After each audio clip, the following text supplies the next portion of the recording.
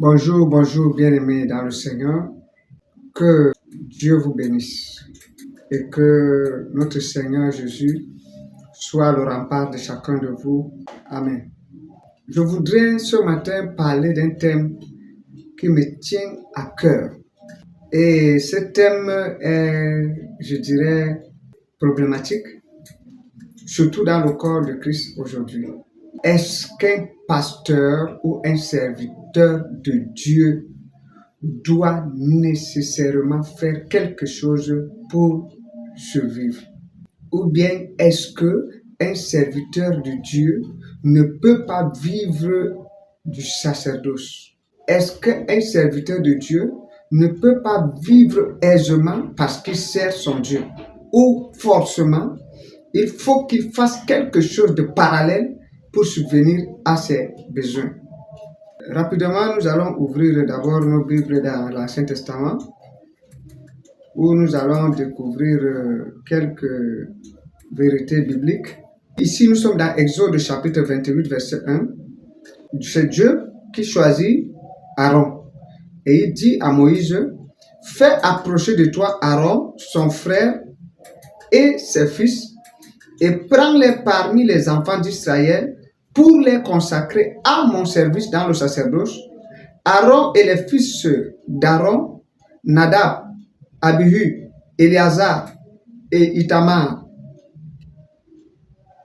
Bien-aimés, voilà d'antan, je voudrais déjà que nous sachions que Dieu a choisi les descendants d'Aaron pour le sacerdoce, c'est-à-dire pour que ses descendants le servent dans le temple.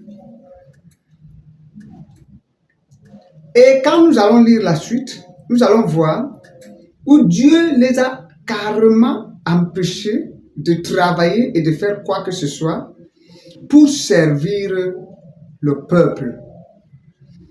Dieu les a empêchés de faire quoi que ce soit pour être véritablement consacrés, pour être véritablement à son service, puisqu'il devrait faire constamment le sacrifice, il devrait faire constamment l'expiation du péché du peuple, il y avait toujours le travail dans le temple.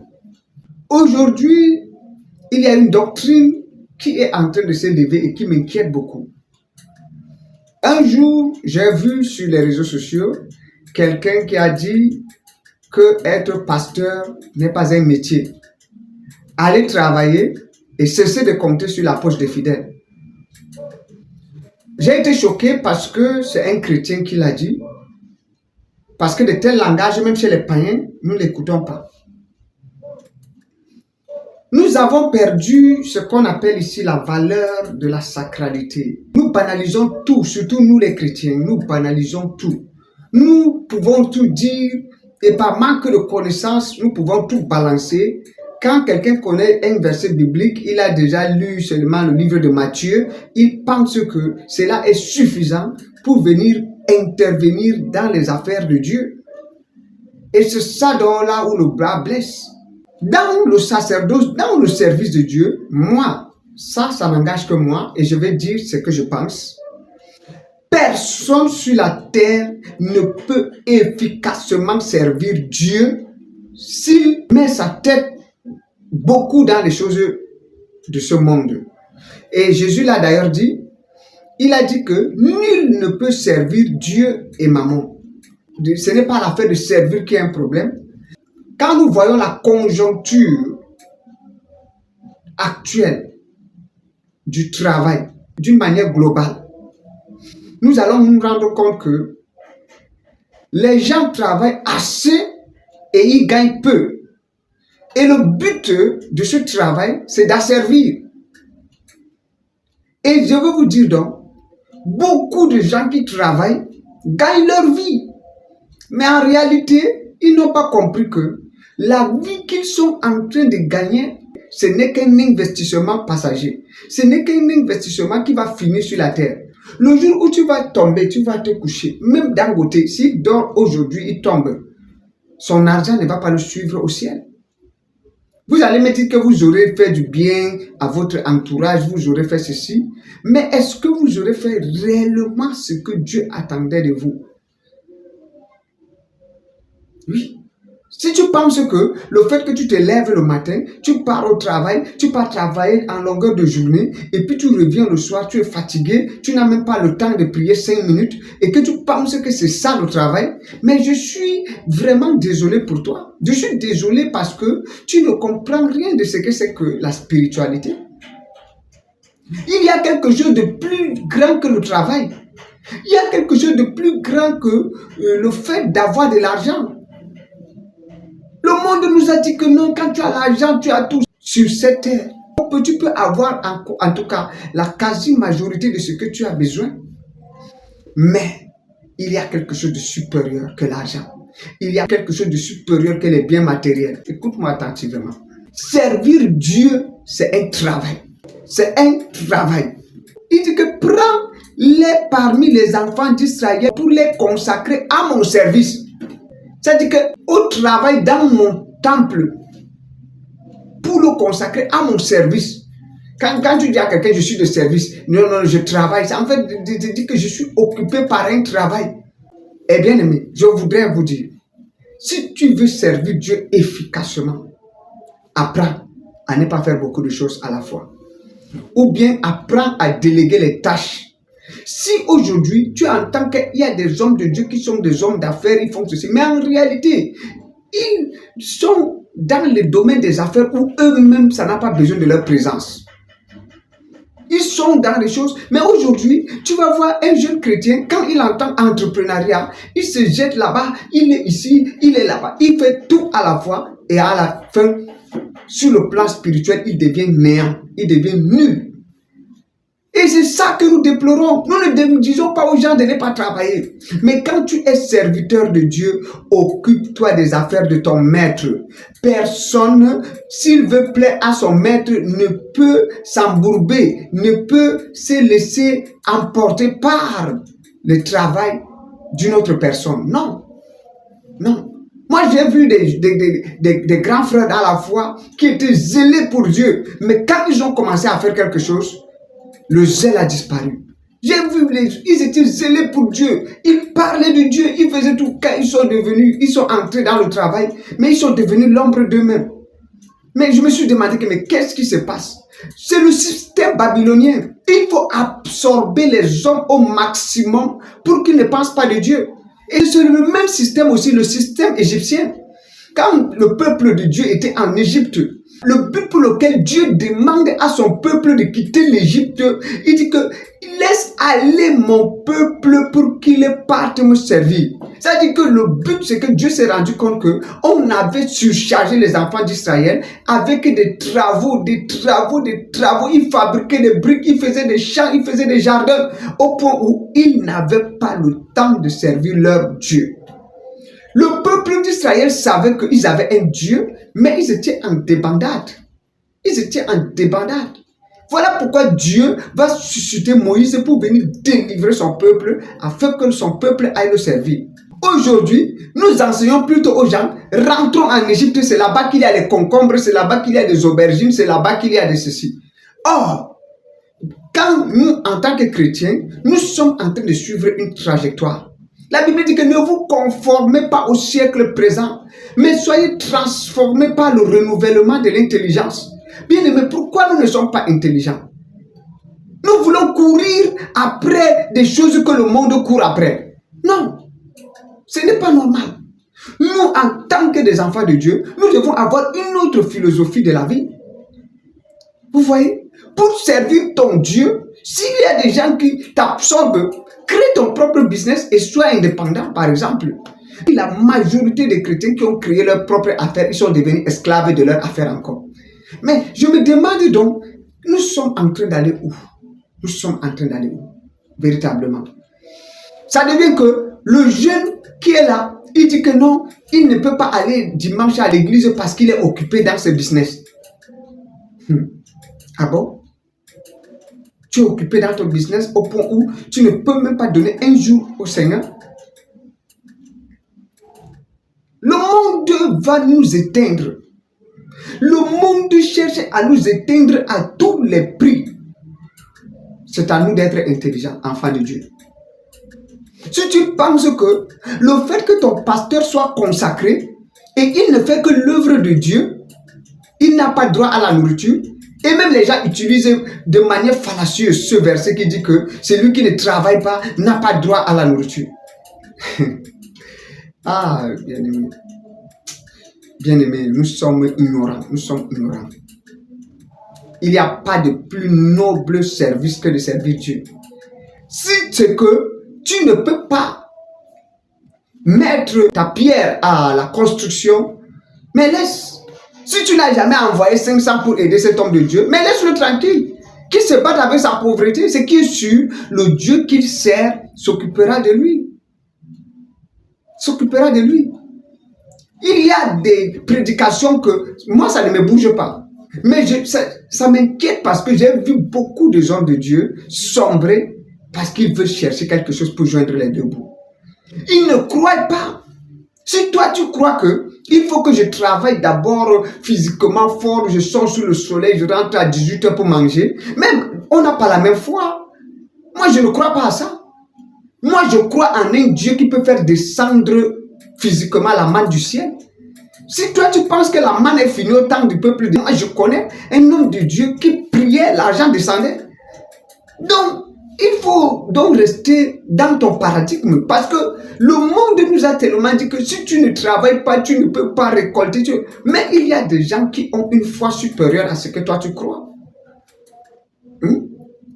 Ils ont une foi supérieure à ce que tu crois. Donc, ne prends pas ton raisonnement ou bien le niveau de ta foi pour mettre tout le monde à ce niveau-là. Il y a des gens qui ont déjà dépassé le niveau dans lequel tu es. Il y a des gens qui savent que il y a des lois spirituelles pour appeler l'argent. Il y a des gens qui savent que, et vous voyez, il y a des hommes de Dieu que pendant leur anniversaire, les gens viennent leur donner des dons, des véhicules de 300 millions de dollars, des jets privés, on leur donne. C'est parce que tu n'as pas compris. Si tu veux récolter, bien-aimé, écoute-moi, si tu veux récolter, sème dans les hommes. Investis. Les hommes investissent dans les humains. Investis dans les humains. Les gens ne récoltent pas parce qu'ils n'investissent pas dans les humains. Les gens ne récoltent pas parce qu'ils n'enseignent pas aux humains le but pour lequel ils doivent même avoir de l'argent. Les gens ne récoltent pas parce qu'ils n'impactent pas leur peuple. Ce n'est pas parce que Dieu refuse de les bénir. C'est qu'ils ne connaissent pas les principes de la bénédiction. Bien aimé, si tu as un peuple que chaque jour tu les conseilles seulement, non, à un moment donné, il y a quelque chose de plus que les conseils. Il faut chasser les démons qui bloquent les activités de ces personnes. Il faut les impacter d'une onction des affaires. Il faut les impacter d'une onction surnaturelle de la grâce de Dieu, afin que partout là où ils vont aller entreprendre, quand ils vont faire, quand ils vont réussir, donc, ils reviendront. Est-ce que tu as besoin chaque jour de courir après des personnes? Non. Tu n'as pas besoin de courir après quelqu'un pour lui demander ses offrandes. Enseigne la personne et impacte la personne. Si la personne part et que ça marche, tu vas voir, la personne ne peut pas t'oublier. Et même si elle t'oublie, Dieu va susciter une autre personne qui va penser à toi. Le sacerdoce, c'est un art. Qui vous a dit que on ne mange que ce qu'on a semé? Si tu ne manges que ce que tu as semé, c'est que tu es encore dans la vie normale d'un homme ordinaire. L'homme ordinaire ne mange que ce qu'il a semé. Il ne récolte que ce qu'il a semé. Il ne mange que ce que lui, il a produit. Ça, c'est ma plus petite dimension. Ça, c'est l'ordinaire. C'est l'ordinaire. C'est l'ordinaire. Tu manges les récoltes du pays. Tu manges ce que le pays produit. La Bible dit que tu deviendras une source de bénédiction. Il y a la différence entre quelqu'un qui est béni et quelqu'un qui est devenu une source de bénédiction. Celui qui est béni, il est comme ça. Mais celui qui est une source de bénédiction, c'est lui au travers duquel des milliers de personnes sont bénies. Donc celui qui est béni est connecté à une source. Et moi, je ne suis pas de ceux qui doivent être bénis. Je suis de ceux qui doivent devenir une source de bénédiction. Voilà pourquoi même ma manière de penser est différente. Voilà pourquoi même si tu me laisses seul dans le désert, je crois en ce Dieu qui viendra me sortir de là. C'est-à-dire que même si tu décides que toi, tu ne vas même pas enlever tes 5 francs, Dieu va susciter d'Europe, de l'Amérique, de l'Asie, des gens qui vont soutenir cette œuvre. C'est parce que nous comptons tellement sur les gens et nous les faisons croire que sans eux, nous sommes morts.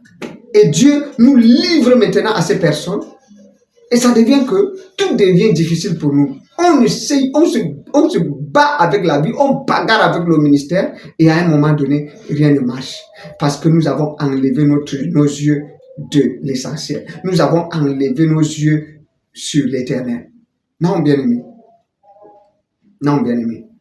Ne mets jamais dans ta tête que c'est à cause de ton argent qu'un ministère est en train d'avancer. Ne mets jamais dans ta tête que c'est à cause de tes finances qu'un ministère est en train de prendre de l'ampleur. Ne mets jamais. Ce qui donne de l'ampleur à un ministère, c'est l'onction, c'est l'huile. Ce n'est pas l'argent de quelqu'un. Lui, il appelle l'argent. Lui, il appelle l'argent. Il y a des gens qui pensaient que c'est à cause que le ministère était béni. À un moment donné, ils se sont enorgueillis et ils ont abandonné le ministère. Mais leurs affaires ont chuté. Quand Dieu te donne de l'argent, c'est pour son œuvre. C'est pour soutenir les hommes de Dieu. Ils sont en mission. Ils sont en train de traverser des moments difficiles pour gagner les âmes. Toi aussi, tu peux mettre ton argent à la construction de l'édifice. La Bible dit que ne mettez pas votre argent là où la teigne et la rouille vont dévorer. Quand tu mets ton argent dans l'œuvre de Dieu, tu fais bien. Tu es sage, tu es intelligent. Si tu veux donner à ton pasteur, donne délibérément. Aide-le. Parce que tu veux que lui également, qu'il se concentre sur les affaires du maître. Mais je voudrais même d'ailleurs te dire, et même si tu ne lui donnes pas, si tu donnes à l'œuvre de Dieu, il va puiser dans l'œuvre puisque l'ouvrier mérite son salaire. Il va puiser dedans. Lui-même, il fait partie du royaume. La preuve en est que s'il n'est pas là, l'évangile va s'arrêter.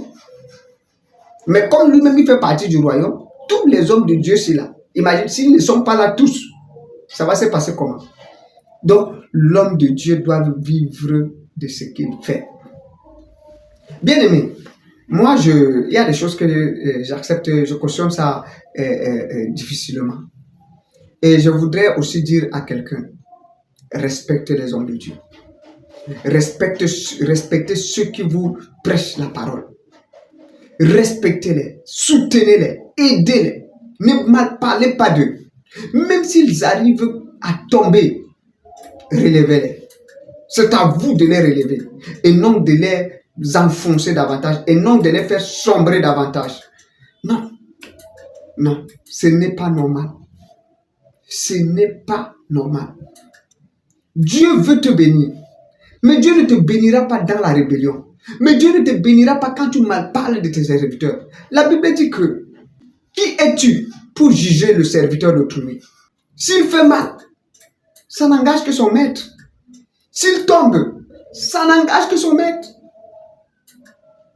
S'il veut, il le relèvera. Fais attention. Même si un homme de Dieu est faux, fais attention d'ouvrir ta bouche et de parler contre lui. Parce qu'en parlant contre lui, tu appelles un jugement contre toi. Ça peut être qu'à un moment donné, il a perdu la vision. Toi, tu l'as insulté, tu l'as traité de tout. Mais à une autre période, Dieu le rappelle, il se repent. Et puis Dieu continue avec lui. Et toi qui as mal parlé de lui, que vas-tu donc faire? Puisqu'il s'est réconcilié avec son maître. Est-ce que tu ne seras pas mal vu par ce dernier et par son maître à cause de ta mauvaise position que tu as occupée parce que toi tu pensais que tu étais juste? Faisons attention. Servir Dieu, c'est un travail. La preuve en est que si tu viens passer certains jours avec moi, tu auras vraiment du mal. Je n'ai pas le temps de rester là avec les gens, de raconter, de parler de n'importe quoi. Non. Je suis occupé à faire le travail que je fais. Si j'étais un influenceur, avec le travail que je fais, je crois que je serais en train de gagner ma vie. Puisqu'il y a des choses que je peux faire pour être un community manager quelque part, pour faire un certain nombre de choses. Mais je ne le fais pas parce que toutes mes forces sont vers le royaume. Donc, ne dénigre pas ce que je fais. Si je demandais de l'argent dans ce que je faisais, aujourd'hui, je serais véritablement équilibré dans le domaine financier. Mais nous le faisons parce que nous croyons que le royaume aussi nous paye. Et même si aujourd'hui nous ne voyons pas cet argent physiquement, nous croyons que notre compte céleste est accrédité. Donc, bien-aimés, soyons sages. Ne pensons pas que les hommes de Dieu ne travaillent pas, c'est faux. Ils travaillent. Ils ne peuvent pas utiliser les mêmes canons que vous, mais ils travaillent. Vous savez, aux États-Unis, si tu es psychologue ou bien tu es conseiller matrimonial, tu restes dans un bureau comme je suis là actuellement et tu passes toute la journée, tu reçois 10 personnes, tu dis consultation 10 000, 15 000, 20 000, 25 000. Ça, c'est la consultation. Pour que les gens viennent et que tu leur donnes des conseils comme nous donnons gratuitement aux gens. Tu payes, ils payent de l'argent. Voilà les médecins qui sont là, dans les hôpitaux. Pour aller les voir, vous payez. La preuve en est que vous payez et vous ne vous plaignez pas.